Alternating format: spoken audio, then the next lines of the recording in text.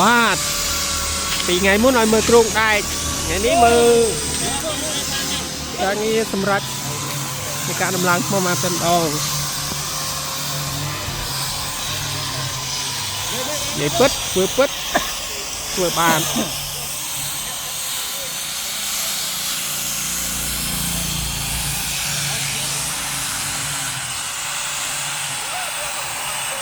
នេះជាការងារដំឡើង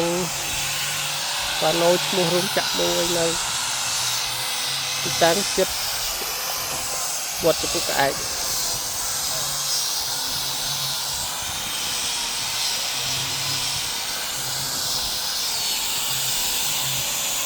យើងកន្លងបាននៅថ្មមកទេ